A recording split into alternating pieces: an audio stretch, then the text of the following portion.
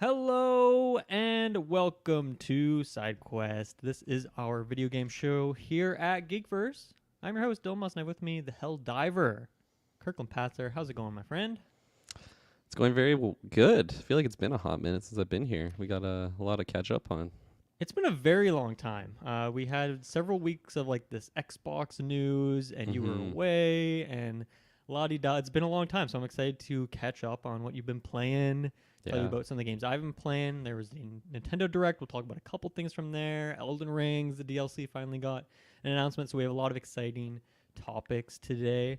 Just a couple of quick shout-outs. Make sure, join the Discord, chat with us about games and Marvel Snap and stuff like that.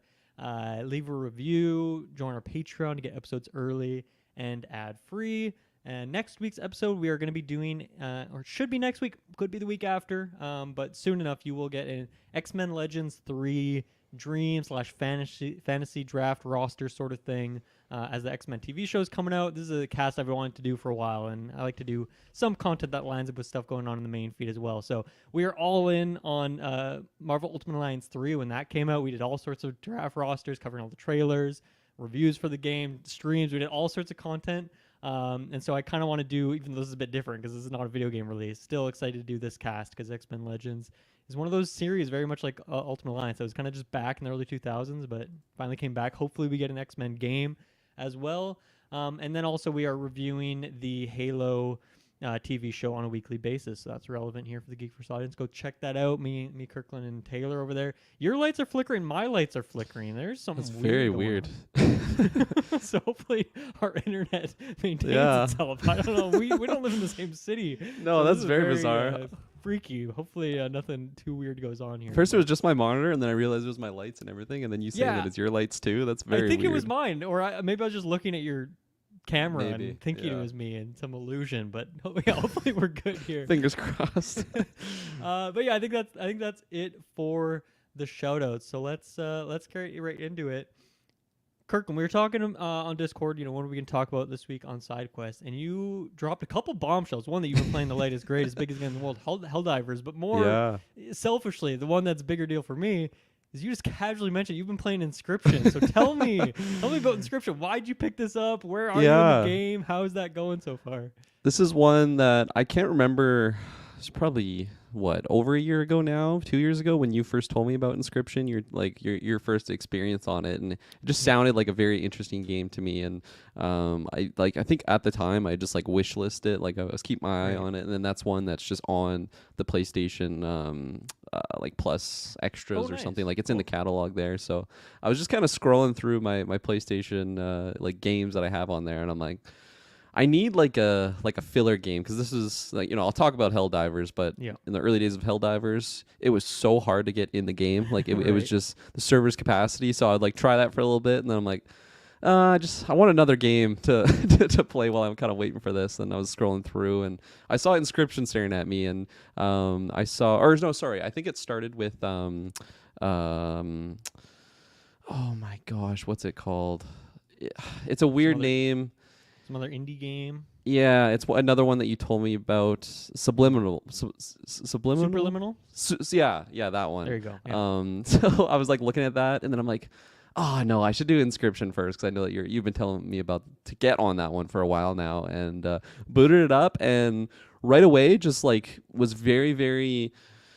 I knew it was a card game, but I didn't really know what it was beyond that. And it is a game that is very much kind of in its own sphere. I feel it's I've played similar types of games, mostly because of the card building aspect to it, but just the whole narration of it, and the way that you progress through the story is so interesting to me. It just kind of hooks you in. It kind of sinks its claws into you, and very, very unique with the way that it tells its story. And I think something that, one of the most important things in games is just being fun to play. And I think this one is very much in that sphere where it can be very challenging, but I think it's simple enough to get going. And luckily the rules of the game isn't too complicated. And it lets you break the game too, which is always fun, but it works narratively with that game, since it's not against other players, right?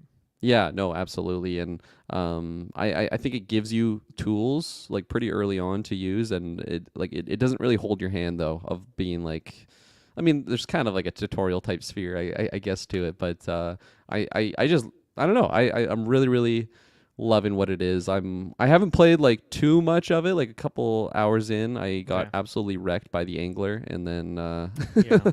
so I struggled there. But I'm on like my second attempt, I guess, of that little run of it, and Yeah. yeah, no, I love very the very music when you interesting. get to the angler. It's like kind of like Jaws, like dong dong. It's like so Man, intense. those boss battle like it's a card game, but like it's got horror elements to it. Like Oh like yeah, yeah. it very much Horror card immerses you. game, like escape room elements. Like it's Yeah. it's a weird amalgam of genres there for sure. No, 100%. And no, but like I'm so glad that I finally got in there because you've described it to me multiple times, and until you actually play it yourself, like you really have no idea what the game is like. And but yeah, no, I'm really really loving it.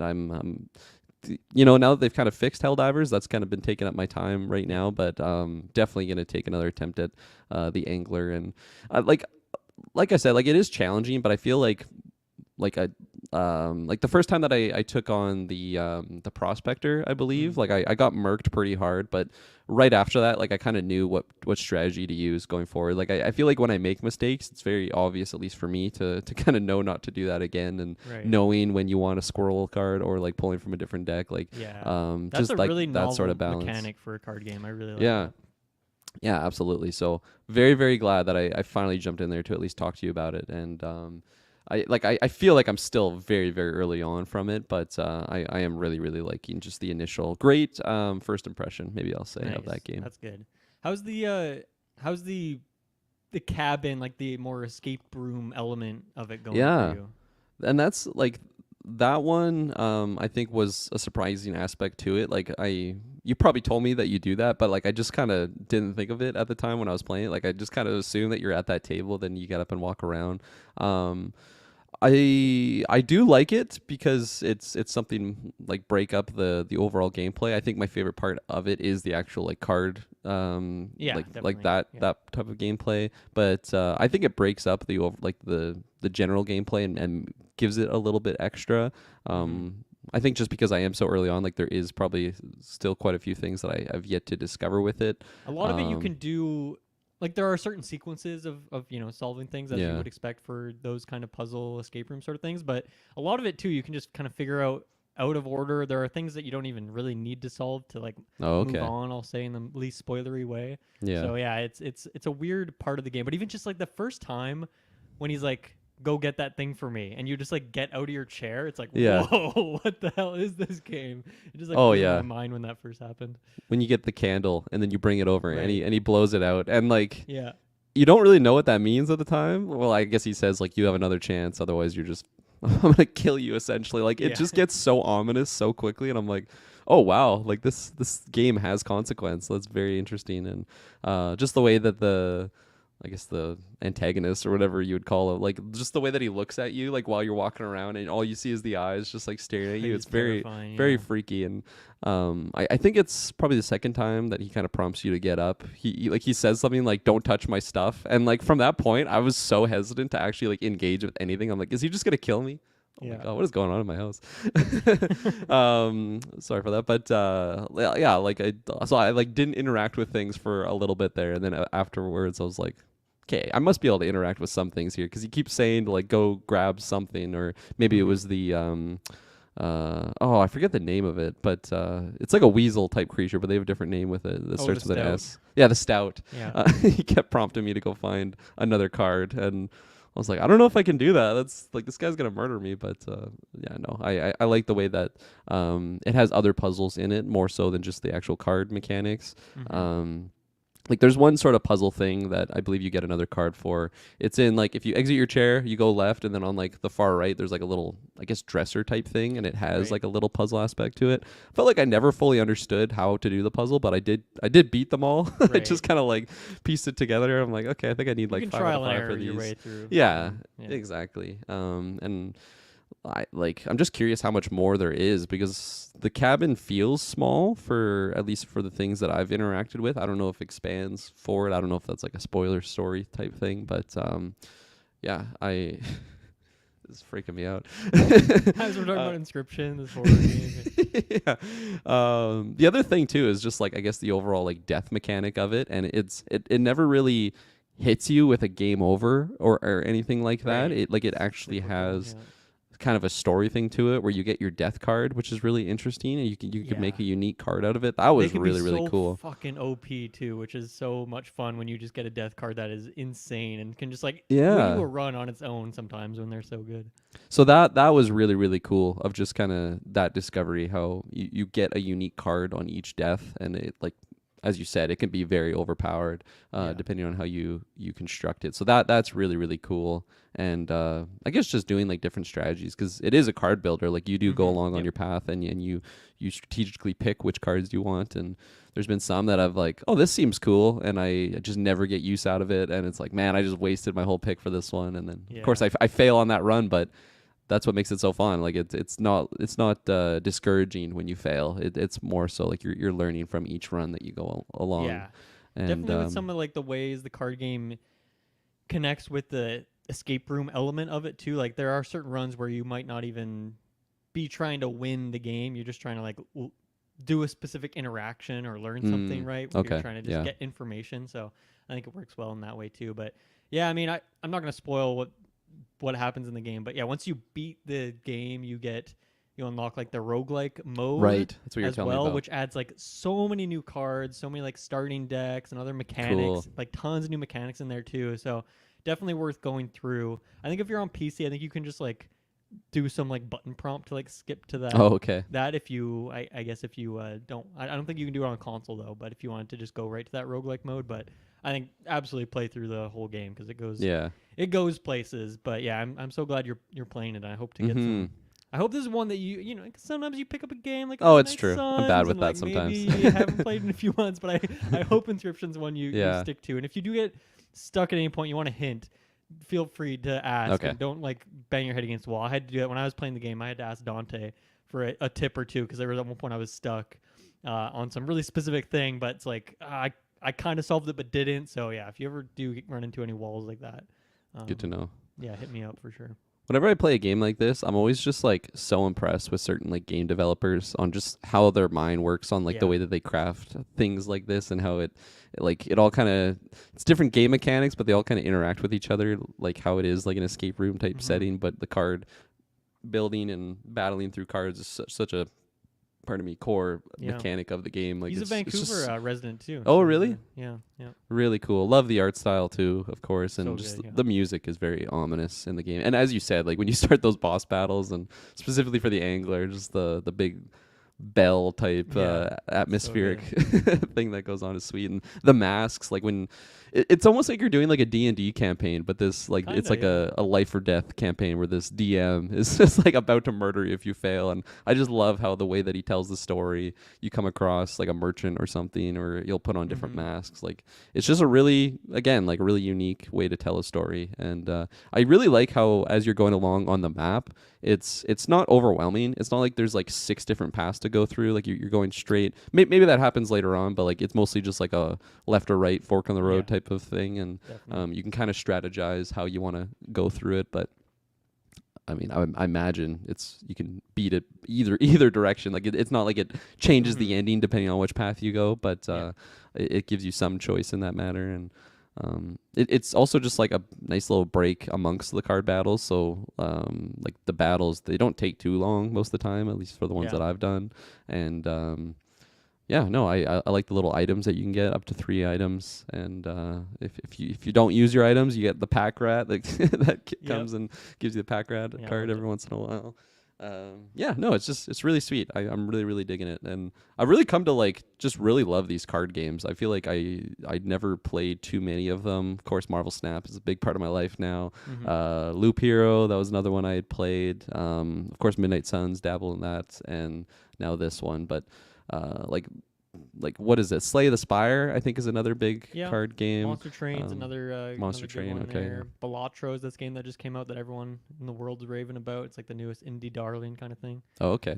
Yeah. And but yeah, no, I'm really glad that I'm kind of diving into this genre because they're really fun. I loved Gwent when I was playing Witcher 3, and translates over to these other card games. Yeah. No, I can't wait to get updates from you on Yeah. that game because it's something else. I'm very excited for Pony Island 2. I haven't played the first one yet, but yeah, there's new games coming out later this year or next year or something. So Nice. can't wait for that.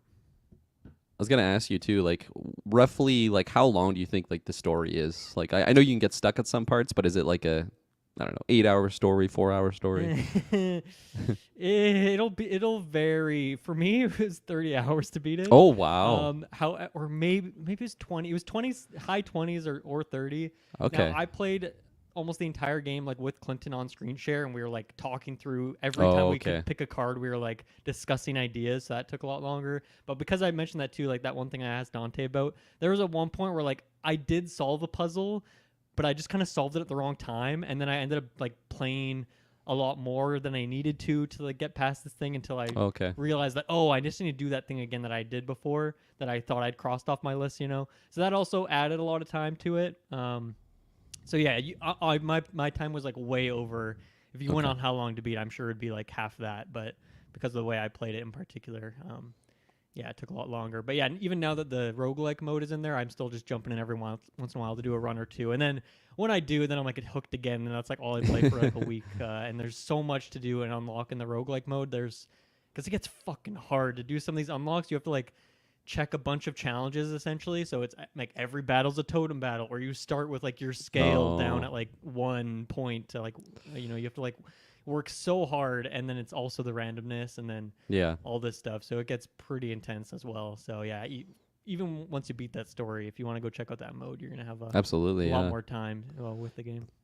Does it have like the escape room mechanic in the roguelike mode, or is it mostly just the card aspect? It's really just you can still like get out of your chair and walk around and do stuff and unlock certain things. It's different than some of them are similar, like other little, like I think there is still puzzles on that dresser if I remember correctly. So there is still like a bit of a metagame element, and there is story to it as well. You're unlocking like story things through certain spots, but I'd say it's more of like it's smaller scale, and it's more about the gameplay and the mechanics and unlocking and trying challenges than the metagame stuff. But I think it's cool that there is kind of like this other story that's in there, and it fits within the story of the main game too. It's even kind of hinted at in the main game, never fully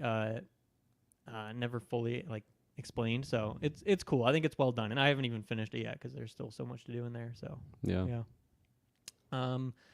Very exciting.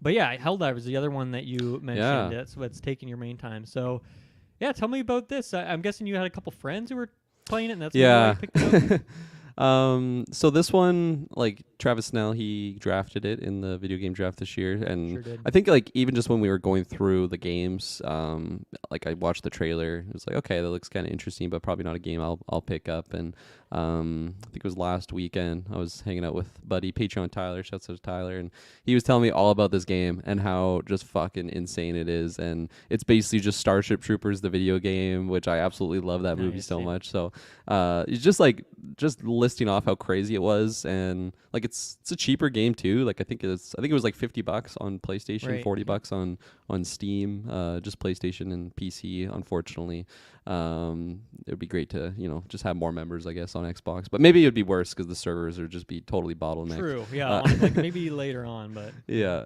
But no, he was telling me about this game, and that like coinciding with, I don't know what their marketing budget was for this game, but I swear I've seen this trailer in front of so many things, and just every state of play or showcase, Sony was pumping it out for sure. They did a fantastic job just marketing, because everybody is just talking about this. Like just even like scrolling Instagram, like I'm just seeing so many posts for it, and Most just of so that many game on people raging Steam about right it. now, or like a few days ago. Like it's Yeah. fucking huge, which is It's massive, for which is them. very very impressive. But of course comes with that the server issues because I apparently like, you could probably like you might know more about this than me, but like apparently the first game wasn't like a first person shooter either. Like it was kind No, I of think it was like a different. twin stick shooter, like a top down Oh, okay. sort of thing. I believe. Yeah.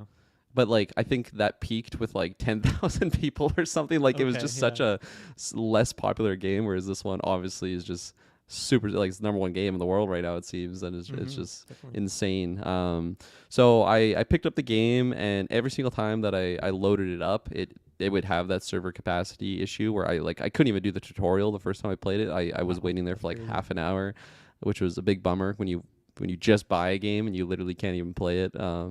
But since then, like they have had patches which has changed it. So like it used to be if you're just AFK in your ship, like you would just never DC or anything. Like it would just keep you in there, which is obviously just bumming down the servers. So they changed that now. So there's it'll kick you if you're AFK after a little bit of time, and just a couple other things where now like the last few times I've played, I haven't even seen the I server think they added capacity, more which is great. servers in the last Yeah. few days too, so that helps. Hopefully. Which is like, I mean, like it sucks whenever there's issues like that, especially when it's only an online game. But I kind of understand considering just kind of where the success of the first game was. So, like this one, just it's like Goliath compared to that.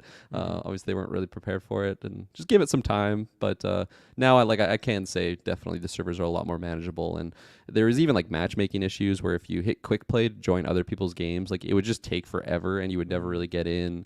I never had like a full squad every single time I played. Like only one person would join my game, which can be very difficult if you're doing like a more challenging mission. But to the game itself, I am just absolutely in love with this. Like it reminds me a lot of Earth Defense Force. I was telling you about that game not Yeah, too I long remember ago that, on yeah. Sidequest, and you're just like I get like if you've seen Starship Troopers, just like the ridiculous campiness of that world, like it pretty much is the exact same game, and I don't even think they like really beat around the bush. Like Earth that you're defending is called Super Earth, and it's all about just like being super patriotic and just Yeah. killing the bugs, and it's just Super Earth against the bugs, and that's the way it is. So like in terms of a story, there's not much of it. Like it really is just about the gameplay. You make your Helldiver, which there is some customization to it. Like you can choose your armor. I usually take a lighter armor, which obviously isn't as beefy, but you're just a lot faster to run around in the world in. You can kind of switch out your weapons, so you can take two different weapons, and then based on they're called stratagems, which is like a big key mechanic of the game. You can take, I believe, 4 of them, and some of them can be like airstrike, some of them can be like a sentry gun that you can place that'll automatically just kill things. You can drop like a heavy weapon like a machine gun or a bazooka, and the way that you do that is like on PlayStation you hold like L1, and then there's a sequence of keys that you have to hit to like call them down. So like for example, one of them is like up, down, left, right, up. That's cool. And like a like cheat code sort of. yeah, exactly. And like it gets intense because like there's just bugs all around you, and you have to like do this like quick little sequence of buttons. Otherwise, you don't get your drop, and if you fuck it up, you have to like redo it. And there's like 3 giant bugs coming at you. Like it's really intense, and it's a fun little mini game. Like in the middle of the already just chaotic third person shooter that this game is. So I really like that mechanic, and it really is like tied down to those stratagems. Like I feel like if you're not just using them on cooldown, like or off cooldown, I guess, like you're definitely limiting your gameplay. And when you're doing the more challenging levels, like you really got to be on top of those. And depending on if you're like I mentioned the bug enemy, there's also an automaton enemy. So it's basically like Terminator, where there's just these like robots that shoot at you. You would want to take like different stratagems based on kind of what you're fighting, because the bugs don't shoot you, but the robots do. So maybe you'll take one that is like a shield, for example. Like it'll be like a little dome that you can kind of hide into to defend from some fire. So there definitely is strategy in that, and kind of basing your teams, like everybody could kind of take different stratagems based on what you need. So that like the whole stratagem aspect is a big mechanic that you kind of have to get used to. It took me a little while I felt like in the early days, like I wasn't really using them all that often because I would just be focusing on the shooting. But yeah, like you really got to be balancing all that to just maximize. And there's certain enemies that just won't even go down by like regular fire. Like you do have to be hitting them with airstrikes or whatnot. And yeah, so like just the overall gameplay I think is just so fun and just so addicting because it's just satisfying seeing bugs explode. And like it really they really I think encapsulate just like the danger of these planets so well. Like you really feel like anything can kill you at any time, and like you really have to be checking over your shoulder when you're doing these objectives. Because when you load in on the mission, you basically choose like a sector of space to go to, and then you choose a planet, and then you choose like a spot on the planet. And it is a community driven game, meaning that like everyone is kind of working towards I guess like taking over these planets. So Right. when you go to Eradicating one the sector, bugs. yeah, exactly. Like one sector, it'll be like 60% controlled by Super Earth, for example, or maybe some other ones are like 0% controlled by Super Earth. So like you're doing missions and everyone's kind of chipping away at the percentage to eventually Right. take over. And I mean, like when I first jumped into the game, like I got it like a week after it came out. It seemed like most of the space was kind of already like taken over for Super Earth. So I'm curious just how they're going to be adding new planets. Like I've already seen a couple new sectors that have opened up. So I think I they're don't know. like, it seems like they're adding maybe like, I don't know if it's a weekly basis or whatever, but the devs will just like drop in like, oh, a bunch of bots just attack this new sector or something. So they Yeah. can kind of like, I don't know, artificially kind of create more chaos and then bring people to certain areas, and then the other places will get overrun in the meantime, right? Something like that. Yeah, like I assume something like that would happen because they have like a community goal, I guess. So like right now, the big one is like the defense of a planet. So like the automatons are like attacking a planet. So maybe that is what it happens. Like they Yeah. eventually fight back, and you have to do some more defensive missions. But so Well, yeah, that's so they'll be cool, man, because I just feel like you really need a huge ass community of people playing the game for that kind of thing to work. And hopefully this absolutely. game can sustain its success. And I mean, obviously, people are going to fall off in the first few weeks and months, as Yeah, that always happens with games. But hopefully, it can keep like a solid roster of people playing, because that is like a really cool metagame element to the game, and yeah, kind of serves as like you don't need a single player narrative sort of element to your game, because the no, narrative is more like the community fighting against this force, and it's cool when the community is actually on the scale that you need for that to feel realistic. That's just such a cool thing that absolutely. you can't ask for more as a developer when like your game just blows up this much and it's all Yeah. about that kind of thing. It just seems really cool. Because yeah, like if it's not a popular game, like Super Earth is never clearing Yeah, out it's these gonna get bugs, right? They'll Like have to change the numbers, but it seems like they have to add more yeah, enemies rather than take them away to make it balanced, which is what they would want, I'm sure. yeah, absolutely. I'm very very impressed with just how it feels too. Like it really feels like a clean game. The mechanics. There's never any moments where I just feel like I am getting fucked by the game. Like you know like um a big part of it, as I said, cycling through the stratagems is just like managing your gear. Because for the weapons, there's no like certain amount of bullets, for example, that your gun have. Like you have 7 clips, and if you shoot 2 bullets and you reload, like you just lose a clip. So like you Oh actually yeah. have to Games strategically very use rarely that. do that, but I Yeah, like it in theory. I feel like I haven't seen enough games do it to formulate a full opinion. But yeah. how does that feel in this game? I really like it because it feels a lot more dangerous. Like in Earth Defense Force, you just have unlimited ammo. Like Right. you'll reload, but you just have unlimited ammo. Whereas this one, like yeah, like if I have half a clip, I feel like maybe it's a Call of Duty thing, just growing up from other first-person shooters. If I don't have a full clip, I'm just like reloading like before Yeah. combat. Whereas I kind of had to get over in this. And something else that's really intense is like you don't automatically reload. So when you run out of ammo and you're like Mm. shooting if you're shooting your gun, sometimes in games you'll just like automatically reload. Like that doesn't happen. So like I was getting fucked over so many times with that because I would just like shred through a clip and then I'm like shooting my empty clip as like 3 bugs are coming at me and I'm like, oh shit, and I just turn Yeah. around and like gun it and Do they it have just something cool with the haptic feedback with the PS5 yeah. controller for that? Yeah, it like it has like an audio effect for sure, and depending Nice. on what weapon you're using, like it has the different haptic feedback. Nothing so much to the extent like Deathloop, for example, when you jam your gun, like it Okay, like yeah. actually jams and like you can't pull the trigger. I feel like that's kind of peak of the haptic feedback for me, and Yeah, I don't actually.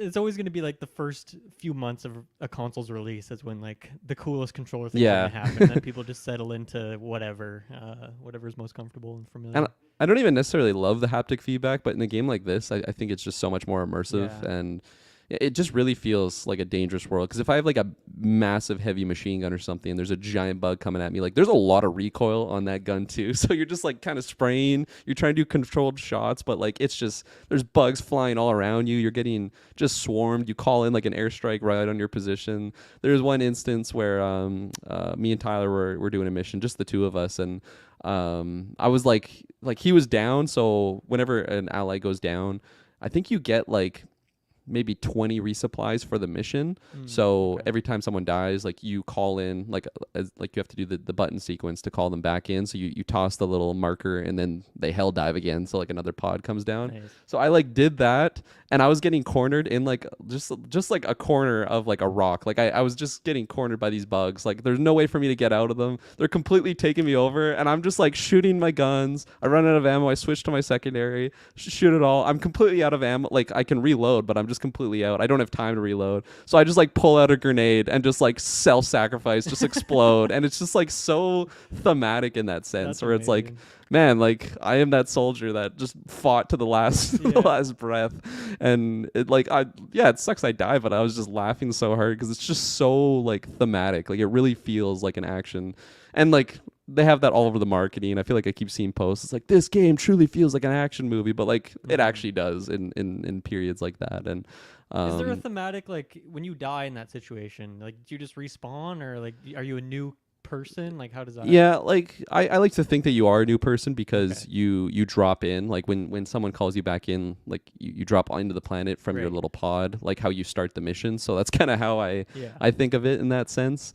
It's just like there's and like even when you are hell diving, like depending on what your crew size is, like you all drop together, but you can see like in the background just like other pods. Like I don't think they're actually people, but they're just kind of build in that scale, I guess, that it really feels like all these Helldivers. And like when you choose a planet to go to, like you'll like hyper jump to them, you'll FTL travel to the planet, and you're just kind of hovering in orbit, and there's just tons of different like destroyers or whatever they're called, like all just ready to drop. And it just feels like you are on this galactic war scale. And so yeah, like the immersiveness of the game, I think they did a really good job with. And Nice.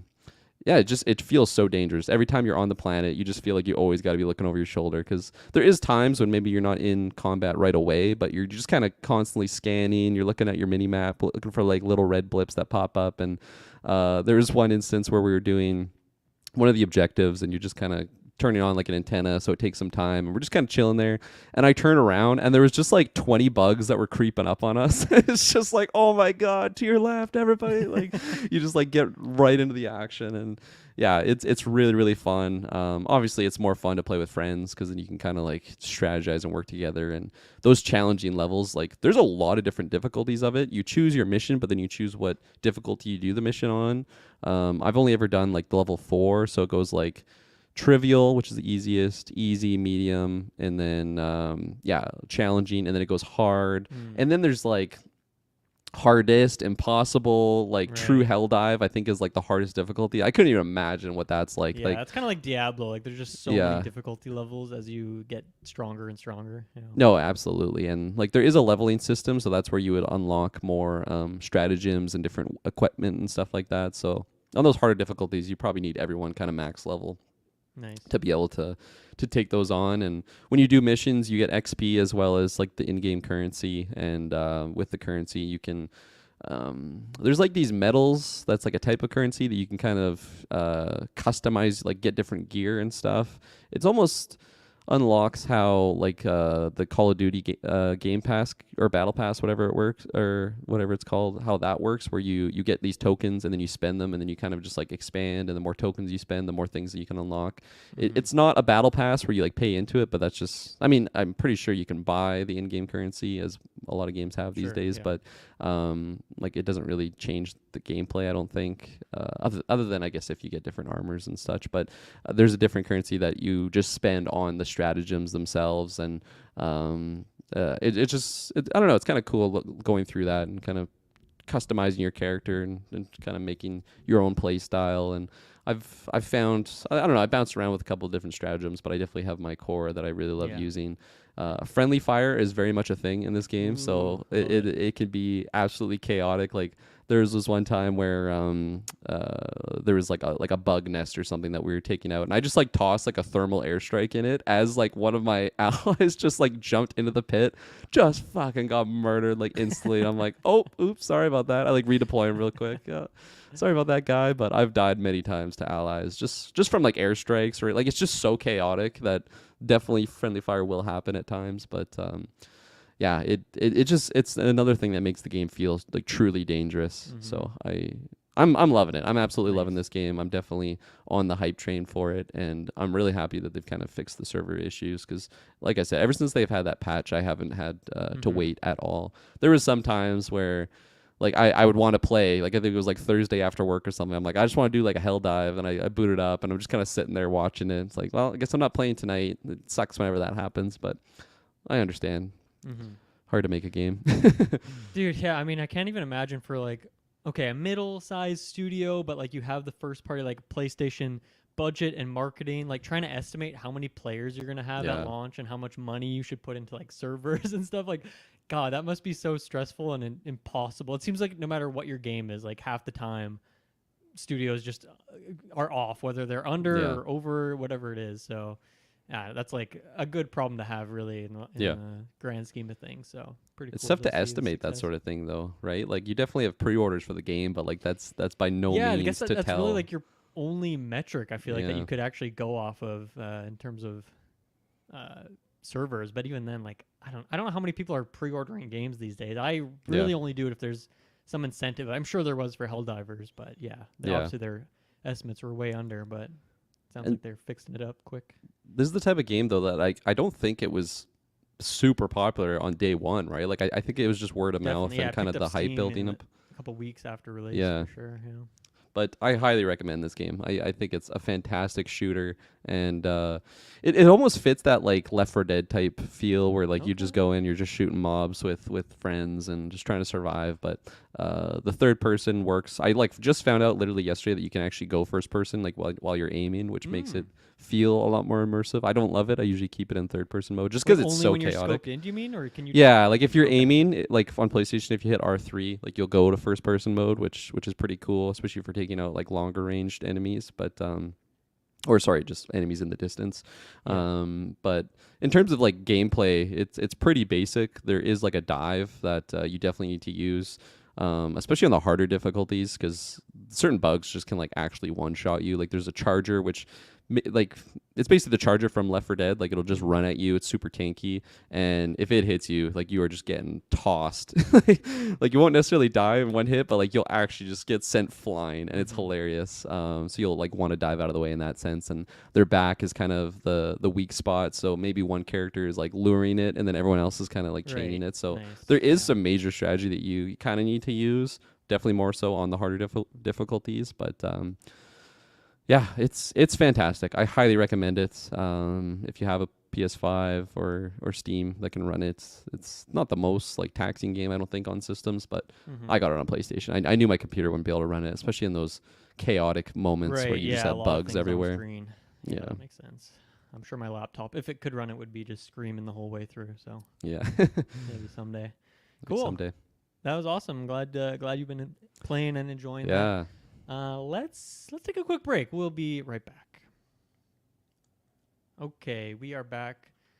Kirklin, have you been working through Baldur's Gate still? Is that still on your in your Shay and I have not cycle? played since we went to Disney, so it's been a little bit of a hiatus there. Where we are currently is like we're still in the first act. I don't know how long it is, but we're definitely just trying to explore the world. But we kind of got ourselves into a situation where we got to an area by like just kind of like one character could teleport, so then therefore everyone just kind of like leapt for it, and we just went into this little boggy area, found like a witch lady, and instantly regretted it because we just got absolutely murked in that boss battle. And That's usually like how our sessions end. I feel like we go down a rabbit hole, and then it's just like we get so like stuck in a situation. It's like, let's load an older save, but like let's do that next time. Like I'm kind of Yeah. demoralized here, but yeah, no. So I mean, we keep talking that we want to jump back into it, but recently our schedules just haven't aligned, and Right. Avatar came out, so we've been watching that. So that's kind of Right, taken right, up our time. But no, I'm excited to go back in that, Yeah. and that's a game again that I'm just so glad that like Shay is liking it, because I feel like it's very motivational. I think to go on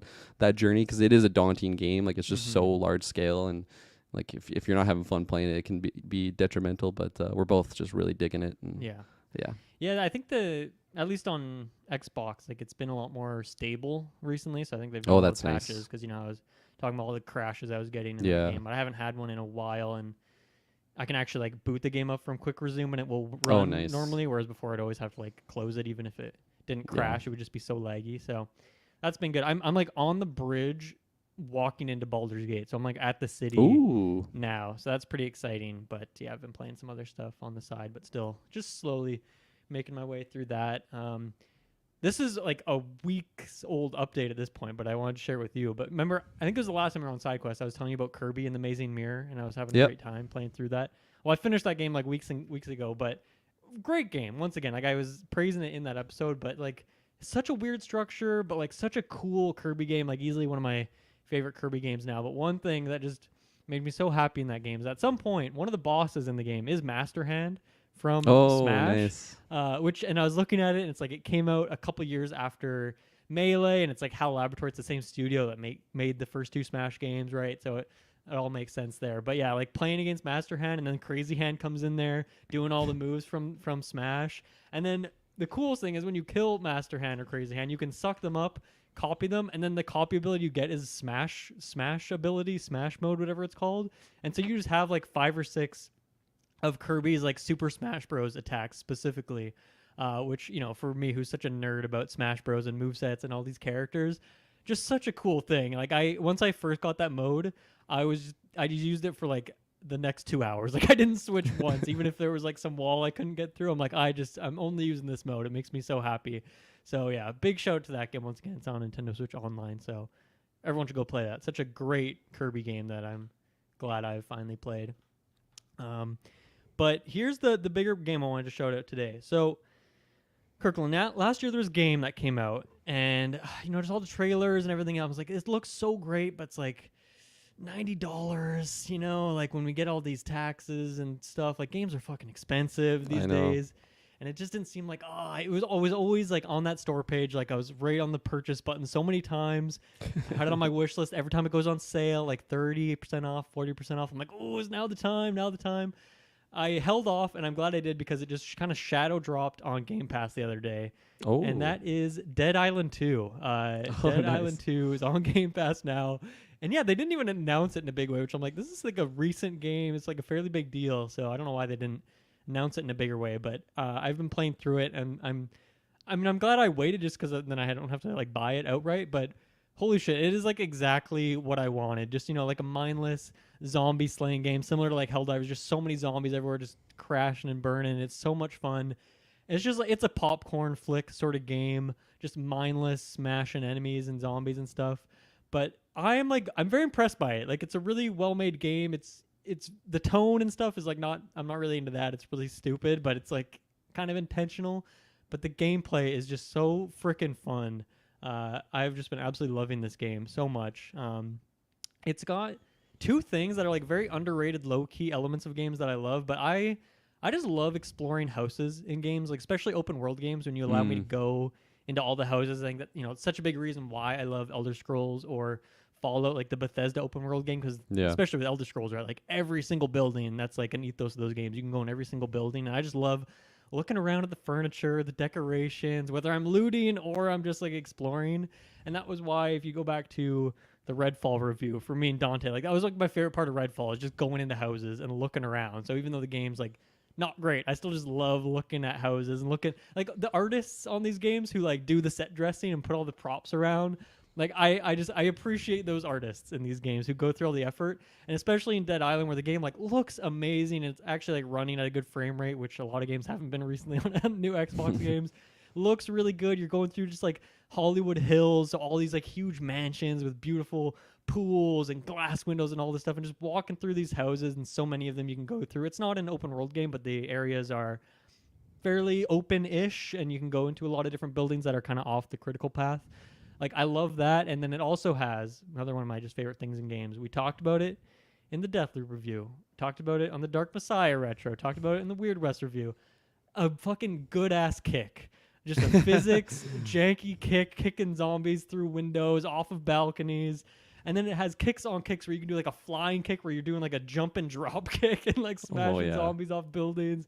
So it has like those two things that I just absolutely love in any game, but then it just has like a fun combat system, tons of variety and stuff. So man, I'm so glad this game dropped on Game Pass and I'm finally playing it, because it's just like exactly what I want out of games a lot of the time. Like, I don't know, there's so many combat systems that I don't know what it is. There's so many reasons, like Shadow of Mordor, for whatever reason, like that game never really felt great to me, or like Witcher 3 when I tried that. I'm like, this combat doesn't feel good. And I think a big thing for me is having the feedback of your hits on enemies. I think that's like a huge element. No matter what the combat system is, that's such a big thing for me. Like when you get a good headshot and it feels great, or like in Melee, if you're playing Marth and you get like that perfect tipper and it has like that sound effect and it just feels great.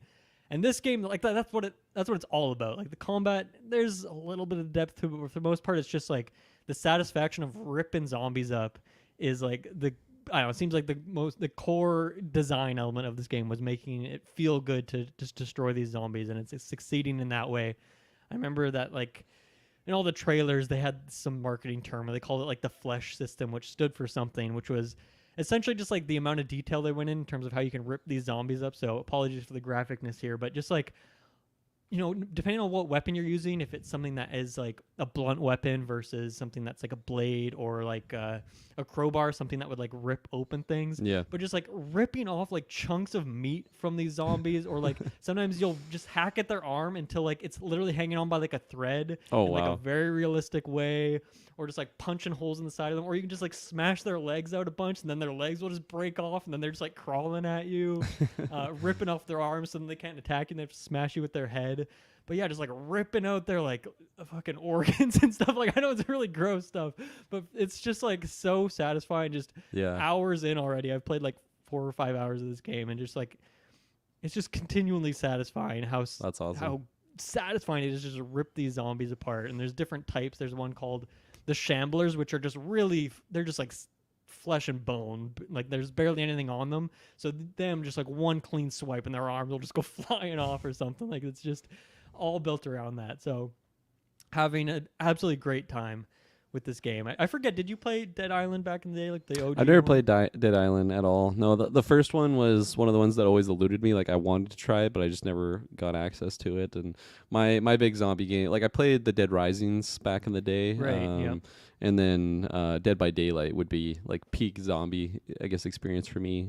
Well, Left 4 Dead's in that category. Yeah. Maybe that's a side quest in and of itself. Just great zombie games. Project Zomboid, you got Project Zomboid, exactly. There's a lot of different ones, but Dead by Daylight was like peak for me because of what you're kind of elaborating on there. Is it wasn't called the flesh system, but just feeling satisfaction from your hits. And in that one, like if you have a blunt weapon and you actually like headshot, like sometimes their heads will just explode and it just feels so good. Or if you have a blade, like it'll be more of a slicer and you can just like it's like quicker and you're just chopping them up. It wasn't as detailed as what you're laying out there where their organs are start coming out or their bodies are hanging on by a thread. But I just think that's a better version of that, and I already like that system. And that one had kicks as well. You could kind of do a sprinting drop kick, which was very satisfying to have. And so good. You must have that in zombie games. The kicks. Project Zomboid's got it.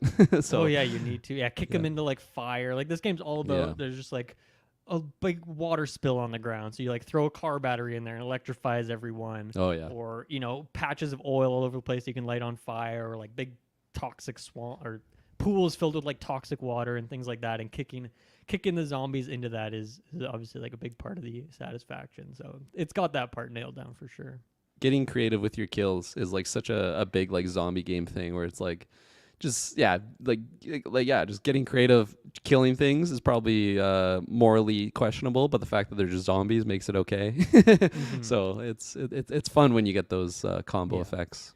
There's another thing too where sometimes if you get, I don't even know what triggers it, but you'll get like a special kill on a zombie that like triggers some slow mo. Oh, And of okay. course, when these zombies, when you destroy them, like they'll bust open with things you can pick up, like collectibles, or they'll drop like candy bars that you can heal with. Oh, nice. But one combo that I've gotten a few times is like smashing some zombie, slow mo, they're like flying through the air. They drop like an energy drink, and I grab the energy drink midair, and there's like this whole animation of drinking it, which just like gives you health. But it's so cheesy, but it's so satisfying every Yeah. time you do it. Even if I don't need the healing, I'll still like try and do it just for the cool combo element of it. So it feels great in that way.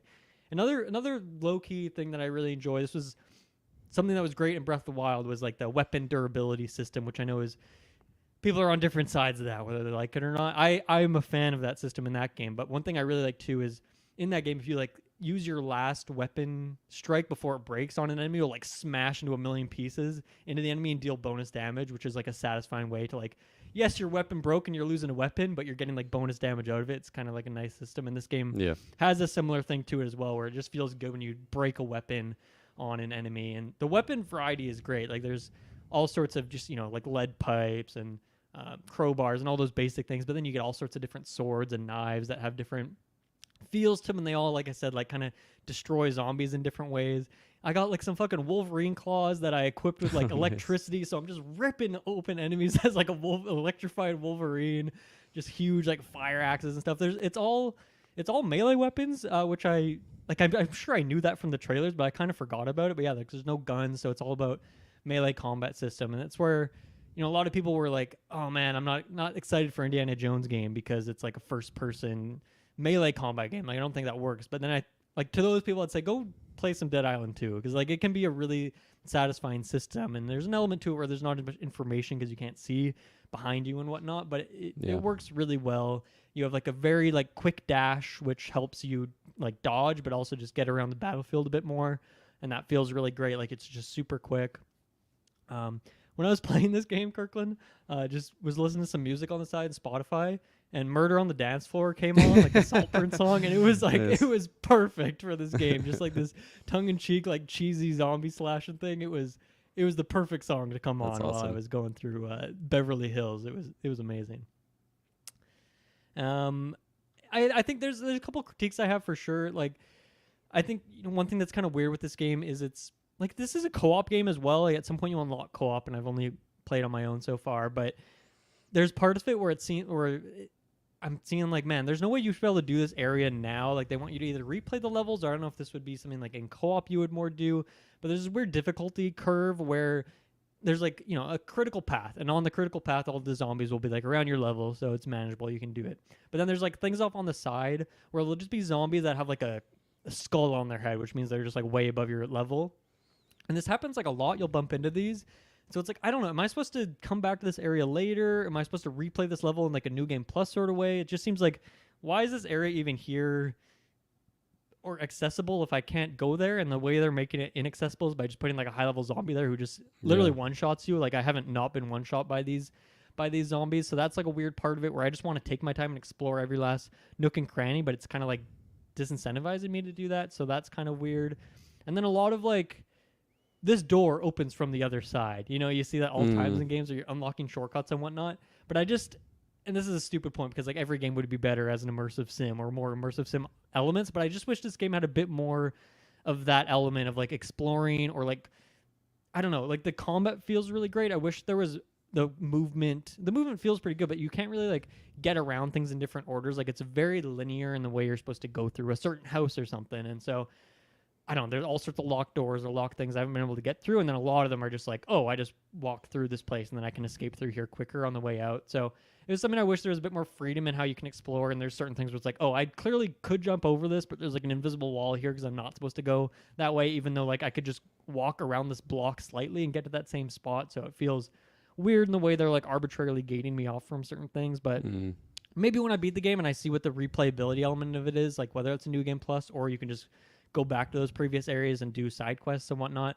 I'm not sure how that will work, but I feel like that's something I wish it had a bit more of. But honestly, I don't know if it really matters. Like these are just like minor nitpicks. And then I also just feel like there isn't really a consequence to dying in this game. And I think that's because even as a single player game, it feels like a co-op game in the way that you just like quickly respawn nearby. Enemies like still have their same amount of health, and it's like you didn't really lose anything. So it's and even if you're in like a boss fight, it's like you don't have to restart the boss fight from scratch. Which once again, like I want this, but it just feels like it doesn't really matter if you die in this game. And so I wonder if like in co-op, if it's like you're more saving your teammates by like picking them up, like go over there and hit X, whatever. I don't know how that system really works exactly, but it's a bit janky the way it works in single player. But the most important thing here is like the minute-to-minute gameplay of ripping up zombies, and that part is like an absolute 10 out of 10 and lives up to the hype that from all the trailers and stuff. So yeah, really, really enjoying this game. Highly recommend. I don't know if it's on PC Game Pass, but definitely on console Game Pass. Definitely worth checking out. I guess another minor thing is like the co-op unlocks after like an hour into the game. So I hate when games do that. Like, come on, let me play with my friends right from the start if I want to, because me and Taylor and Travis were talking about maybe jumping in, but it's kind of awkward because then, okay, we all have to play for like an hour and a half on our own before we unlock that ability. So it's just kind of janky in that way.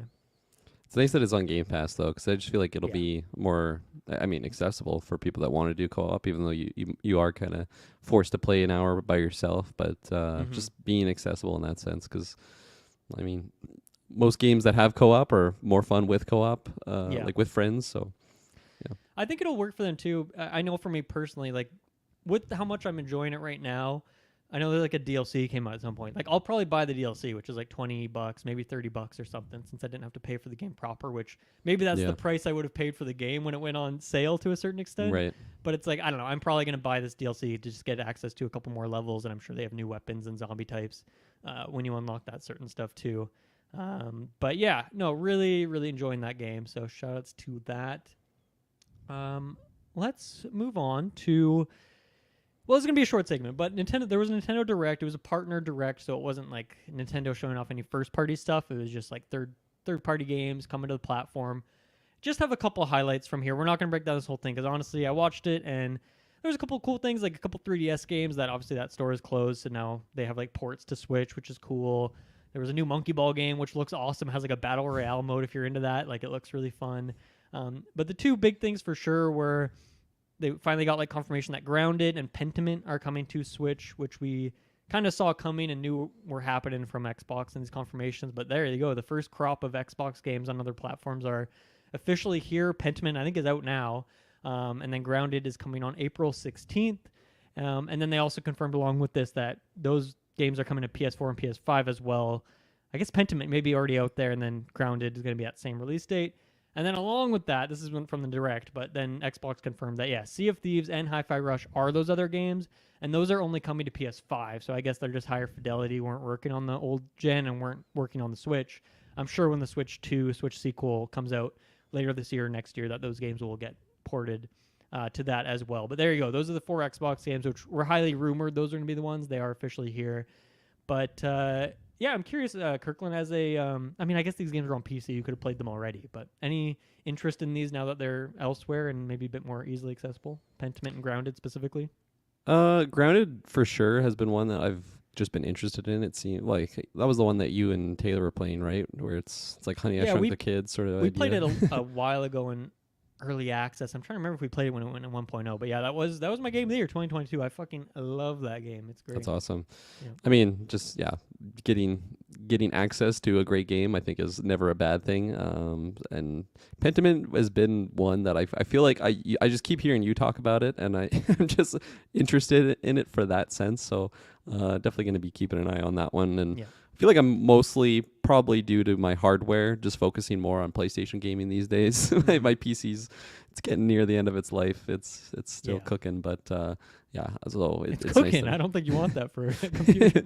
It's not dead, I guess, is what I should have said. But I like that fact. Just have games accessible to everything. I was just talking about Helldivers. I wish it was on Xbox just to be able to play with other like Xbox members, but yeah.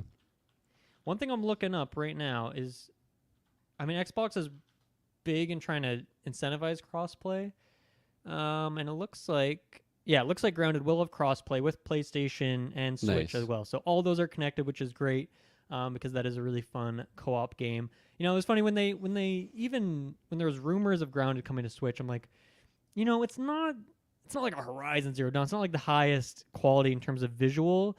capability, but there's some lighting and some visuals in Grounded that are fucking fantastic and amazing and better than anything I've ever seen on a Switch.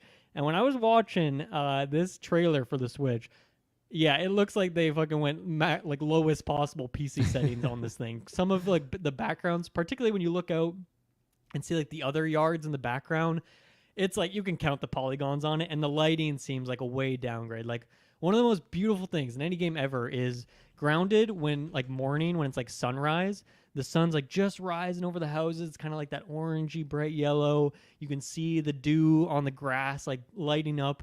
Is absolutely beautiful. Now the character models are like lower, and so it doesn't seem like that's taken much of a hit for Switch, which is great. But yeah, it seems like in general they've had to make some cuts here or there to make the Switch version work. So hopefully it runs well. I have to imagine it's locked on 30 frames, but hopefully that works nicely, locked in with other consoles on the crossplay there. I do really want that game in a mobile setting, because I feel like there's a lot of parts of Grounded where there's so many different things you can do in that game, but a lot of it is like maybe pretty grindy of just like getting certain resources. And so I feel like it would be good to have on the Switch in that way. Just play while you're watching TV or something, just grind away on something.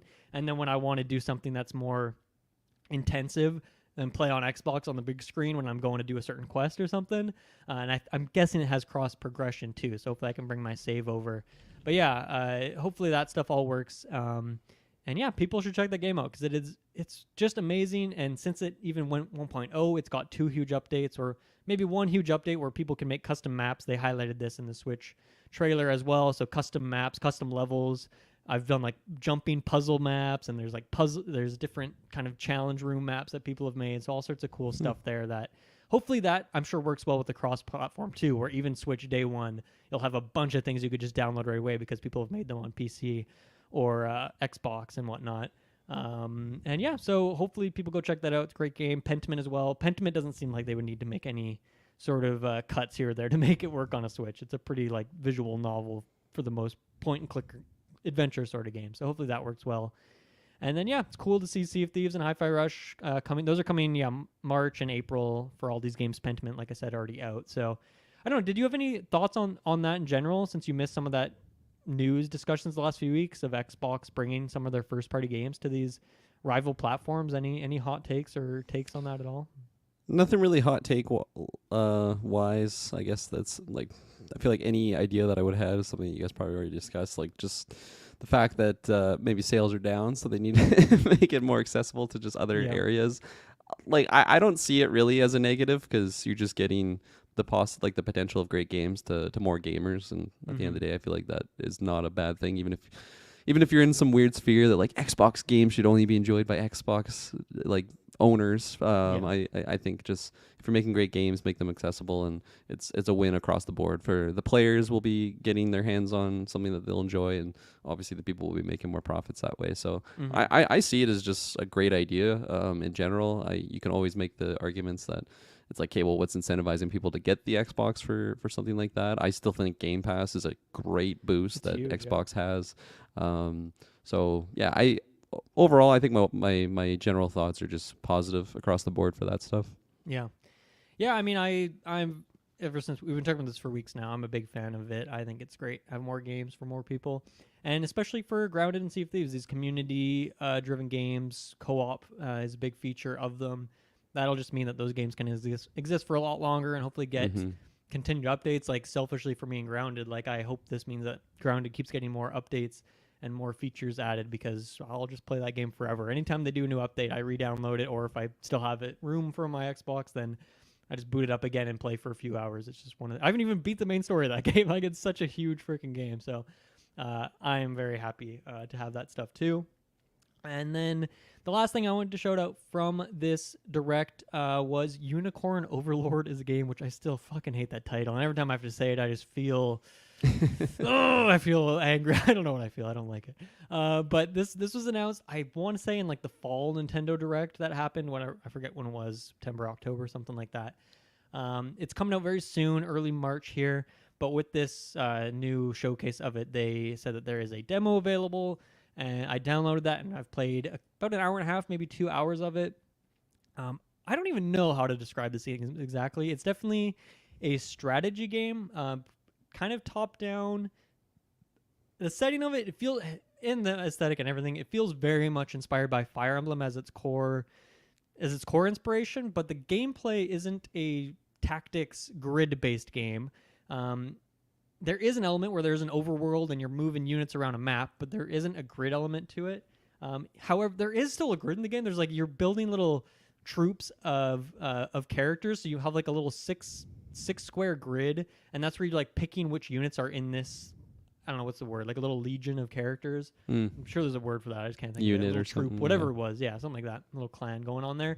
And so you can pick the positioning, and it matters what the position is, but then the battles still aren't like a tactics-based thing, but their positioning does matter. So there is elements of that, but it's taking a different approach to it. The combat itself is actually like an auto battler. So you set up your characters in your units, you pick which one, like where they're going on the map, and they bump into an enemy. You can choose any items or whatever, and you can choose for them to fight. And then the battle happens on its own, where the characters will have like a set speed stat, I guess, and that determines their priority in terms of who attacks first. If they have like certain units will have maybe like an attack action point and then like a passive point. So the passive point might be something like a heal or like maybe like a guard sort of move. And so those things just go off in their own order. And so you can watch them. Eventually you get to a point where you can skip the battles. But then when you skip the battles, like it still pauses the game for that to happen. And that's where this is a bit also differs from a Fire Emblem, where the way you're going across the world map, where there's like, oh, there's a forest here, there's like a certain fortress here, a city you're trying to defend, and so you're moving, trying to capture these points. That all happens in kind of like a real-time way. Enemies moving, your units moving. You can pause it to make decisions if you like need all that time, but then like the characters slowly move around on the world map, and then they bump into each other, sort of thing. But yeah, then like the battles like pause the game, and then these battles happen kind of one at a time. So I don't know. I'm describing it poorly, but that's because it's like a very weird. It's very weird, but it like works really well. I can't even think of a game to really compare it to in terms of the way the combat works and the way these bigger battles work. But it does feel like it has a pretty grand scale to it, of like moving slowly through these large environments where there's like, oh, there's a river over here, the big forest over here. The units slowly moving around. These bigger scale battles can happen when you get up to more units in each of those little troops. But yeah, it still does feel very.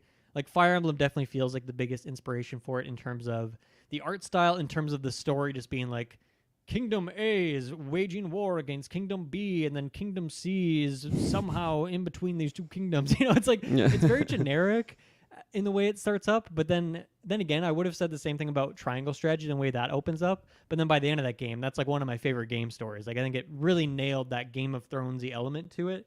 And so maybe with more time in the tank and getting to know these characters and kingdoms, maybe the same thing would happen for this game, although I'm not quite there yet. But yeah, once again, that Fire Emblem inspiration is definitely there in terms of some of the art style stuff. And there are certain animations in this game, Kirkland, that are like almost identical to like battle animations from like the Game Boy Advance era specifically. Oh, nice. of Fire Emblem. Of course, that was like sprite pixel art, and this is not. That is like drawn models and whatnot. But there are certain things like the way this horse unit like runs up and then like turns around and slashes his sword down is like identical to the GBA sprite. This one little girl has like a spear. The way she like swings her spear and like kind of falls off balance. Once again, identical to like an attack animation from GBA. So I guarantee that's like an inspiration for these developers, even if it's not a grid tactics game in that same way. And then even to like for Fire Emblem for years, it was like you had your 3 or 4 starting units, and one of them was always like a really overpowered horse unit who was like way higher level and could just like trivialize it. And if you're a Fire Emblem fan, you know that like you don't really want to use that unit because they usually scale very poorly, and so you want to give your XP to your like more lackey units, and if you can position correctly, you can get all that XP. And this has that same thing where you start with 3 or 4 units, they're all kind of weak, but then you have like one really overpowered horse unit. So once again, that inspiration's definitely there. But yeah, like a really interesting game. The art style is fantastic. I think it looks beautiful. The animations look fantastic. And then when you're in that kind of top-down world map battle element to it, it looks so similar to like a Triangle Strategy or an Octopath Traveler. It's not pixel art, but it has that same sort of vibe to it, where it's like smaller diorama sort of setting and the lighting and whatnot. So yeah, I feel like I'm describing this game in a poor way just because it's hard to describe. But I think if you watch a trailer or two, watch a gameplay preview, I mean, check out the demo. It's a free demo on Switch, so you can go check it out there. It's a really weird and interesting game. I'm on the fence if I want to pick it up just because, once again, it's fucking $80, 90, almost 100 when you get the taxes in there, so it's expensive. But after playing some of the demo, and like there's still more of this demo I can play after like an hour and a half, 2 hours. It's a long demo. That's nice. It's on the wish list, and so I think when it goes on sale to a certain degree is when I'll pick it up and check it out. But yeah, it's really cool and weird and interesting and unique. I like the auto battler part of it. I think that's an interesting element to throw on top of this because there's still strategy in terms of how you're planning and positioning of units and giving them equipment and I'm sure leveling them up and stuff. I haven't leveled up many characters in this demo, but yeah, really cool and weird game that I'm surprised works as well as it does, considering that it seems to be pulling from a lot of different genres all at once. Yeah. I obviously just like could tell the Fire Emblem inspirations from the aesthetic and everything, but my main question was going to be just how the gameplay actually is, and the fact that it's an auto battler is pretty interesting. And obviously, it's a completely different type of strategy that you kind of have to bring in, but strategy nonetheless. Mm-hmm.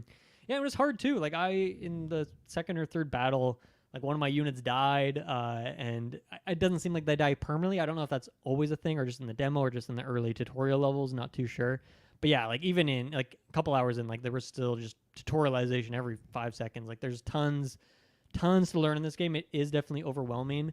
I'm curious if it does have that triangle strategy, like character growth part of it that I really liked about that game in terms of everyone having their say in these big decisions that happen in the story. I thought that was such a cool part of that game. So I don't know how this is going to, have its equivalent sort of system to it, but yeah, really, really cool game. Seems like there is some sort of open worldy like exploration element to it. So it seems like the world map is much more fleshed out than like a Fire Emblem or a Triangle Strategy has done, or even Final Fantasy Tactics. Like it seems like it's much more of like a one continuous world that you're exploring. So I don't know how that'll work in the grand scheme of things.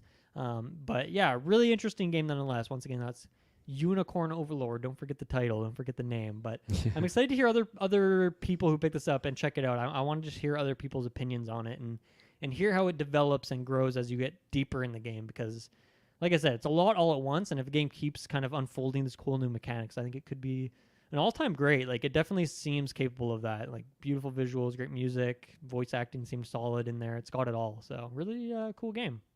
Nice. Yeah. There's nothing else from the direct from you, right? So we can move on to our... Yeah, we can move along. Yeah. Our last topic here is this has been heavily rumored. Elden Ring DLC, is it happening? People I've seen on Reddit and stuff like, ooh, Elden Ring got a new update on Steam, and then it's like a huge update, and there's like files for DLC and stuff, and people are freaking out. But it finally got confirmed along with a trailer. Elden Ring Shadow of the Erdtree is going to be... It seems like maybe the one and only DLC that this game's going to get, rather than... I know Dark Souls 3 had like kind of 2 separate packs. I think you might have bought them at once and then they just came out separately. Not sure how it works. I forget. I think Bloodborne was just one DLC pack, but I think this might be just one huge big DLC for Elden Ring, and then they're moving on to the next project here. But it's coming out June 21st, which that was the first thing that surprised me, because I feel like with every other From game, like I was looking into it, that Bloodborne's DLC came out like 6 months after the game came out. Dark Souls had one come out 6 months and then like one a year later. By the time this comes out, it's going to be 2.5 years after the release of Elden Ring, which is insane. Makes me wonder if, one, I'm sure the scale is a lot bigger. It's an open world game. Those other games aren't. So naturally, if you're adding new content, it's probably going to be a lot bigger. But like also it makes me think that maybe they hadn't planned or worked on this at all until the game came out, and then they started working on it. Whereas I'm sure with that Bloodborne one that came out 6 months later, like they started something before the game itself released. So I know you haven't played Elden Ring, but what did you think of this trailer? Did it grab you in any way and make you want to pick up the game? What'd you think? Yeah, it's a beautifully terrifying trailer. They From Software has some of the most unique and terrifying creatures and bosses in games. Insane. The imagery is absolutely insane, and just the whole aesthetic of Elden Ring in general is beautiful. But in this one, with the I'm assuming that's the Erdtree in the background, like just such an incredible design, and like it really just feels like such a massive world. And for like the objects in it, but also just the creatures in it. Like there's some massive creatures in here, and I've never played the game. I played some From Software games, so I can imagine what the gameplay is somewhat like. But just like the inclusion of a horse, like that's a big mechanic shift from some of the other games. But yeah, it looks insane. Obviously, like it's like a $40 DLC, right? A lot of people are talking about 53 that. Canadian.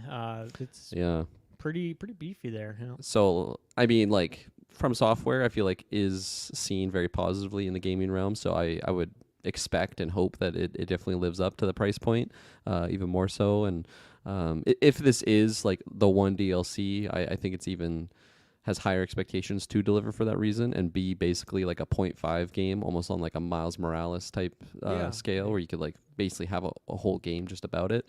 But this is really exciting because obviously I know a lot of people that have played the shit out of Elden Ring. A lot of people have just done like every single character that you could do play through the game, so they're definitely scratching at the bit. As you said, like 2.5 years. In my mind, I thought it had only been like a year and a bit, so it's pretty quick, crazy. Man. Yeah. Time is weird.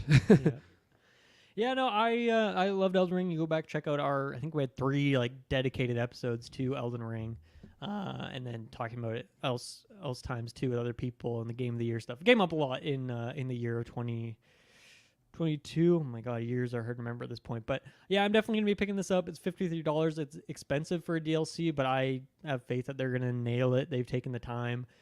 They said it's the map size, because it's a new separate map, they've said distinctly, so I don't know how it'll be integrated, but they definitely had things like that happen with the other.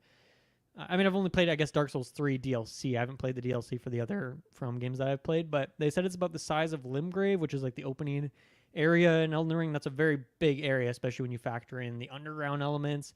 But then also, like, if they just take that area and it's even more densely packed than Limgrave, then yeah, that's room for a lot of content there. And just based on what we saw in the trailer, like tons of different areas, distinct visuals within that. So it seems like they're going all out too in terms of what's going on here. And then, yeah, I mean, the big thing for me is just seeing all these weird enemy types. Some of them are so freaky and dangly. I think Melania, the Blade of Mikla, or whatever, she's in there as like a big boss or something, new version of her. There's that big one that's like a barbecue. I don't even know how you describe him. He was like a big fire. I don't know. He's like a big fire cage, like campfire, essentially. So he's like huge, though. That looks really cool. Excited to fight him. So, you know, with any From game, like I never really replayed these games, and even with Elden Ring, like, it's such an expansive game. I haven't even done everything in it. But when I rolled credits on it at like 80 hours, like I was good to put the game down. I haven't booted it up since then either. So this is very exciting for me. I'm definitely going to pick this up, jump back in there. I hope I can continue my current character, and hopefully the balance will be quite right. If it's not, I don't really want to replay like a ton of the game, but I guess I would replay some of that if I needed like a lower level character. I'm sure they'll nail that, but hopefully the balance there is pretty good. But yeah, I'm excited to check this out. I don't even really know what the hell's going on with the story in that game, so I don't know if I could be a good one to break down what's going on here with the characters and the lines of dialogue that are said. That's another podcast that can help you with that stuff. I mean, I'm sure when the game comes out, I'll bring on some experts like we did with Cooper and Dante came on to break down some of the spoiler stuff with me, and they know a lot more about these games and what's going on with the lore. I'm more of a surface level guy when it comes to it all, but I'm sure Travis will be picking this up too, so we'll definitely be talking about it on Sidequest here, but I'm excited for it. My one buddy, Brennan, I used to work with, massive Souls fan. Like plays those games. Like I feel like every year he's booting up Dark Souls 3, making up a new character. Nice. Play the shit out of Elden Ring. Tuned into the review for sure. He liked your guys' takes, and he was telling me, he's like, man, with the Souls games, even Bloodborne, he's like, it always comes down to aliens. And I'm like, that is so strange as being someone on like the outside that's never really like fully dove into these games. But I guess that's just a reoccurring thing. It all comes back to space monsters, where these games don't really give that feel at all. Mm-hmm. But it's interesting. There's definitely a fascination of like the cosmos and the stars and the sky. And so I think naturally it's like, they're coming down. They're coming down. And yeah, I think Bloodborne in particular gets like really on the nose with some of that alien stuff. I'm sure there's a lot more that goes beyond my head. But yeah, even in Elden Ring, there was some meteors that crashed down and things happened out of that. So yeah, I'm curious to see how they integrate this into the main game, because I was reading an interview or two, and they were very distinct about like this is a new separate area that you teleport to. It is not part of the main map in any way. And then for some reason they just like reiterated that like 5 times. Like I don't know why they wanted to make it so clear that it doesn't exist like on the same connected map. So whatever it is, I'm excited to see and check that out. And yeah, just see those fucking weirdo enemies and new abilities, new weapons. I'm sure all that will be in there. So a lot of fun secrets to check out. So yeah, there you go. There's Elden Ring Shadow of the Erdtree coming out June 21st. And yeah, I wonder, I'm just thinking about this right now, but like in terms of Game Awards stuff, like is that DLC going to be so expansive that it's like a Game of the Year contender? Right. Or would it be like best ongoing game or best, what was the Cyber, because remember Cyberpunk Phantom Liberty was like it was an ongoing game, I think. Ongoing game, yeah. Which was the weird thing for people. So I guarantee Elden Ring will break into that category too with this. I'm sure a couple more Game Awards, even though it's already got quite a few under its belt there. So that'll be cool to see. If it deserves it, hey. Yeah, definitely. Oh, also, I wanted to mention this. I found this strange that if this game has like a collector's edition, this DLC has like a collector's edition that you can pre-order and stuff. Like I can't remember a DLC getting that. Like maybe Cyberpunk did it. I could see that happening, but like if there was like a big remaster for a game, then that like The Last of Us Part 2 remaster, but I'm sure those came with like a new statue and figurine and tote bag and whatever. But I can't think of a time where a game's DLC has gotten a collector's edition. So I think that's cool, but obviously for a game like this, like I'm sure that's already sold out at Walmart and Best Buy and all those places. Yeah, there you go. Thank you, everyone, for listening. I think that's all for today. And yeah, we'll be back next week for some X-Men stuff, or if that gets booted, then we'll have some other fun topics for you. So whatever it is, it'll be some fun stuff. So thank you everyone for listening. We'll see you again next time. Bye-bye. Bye.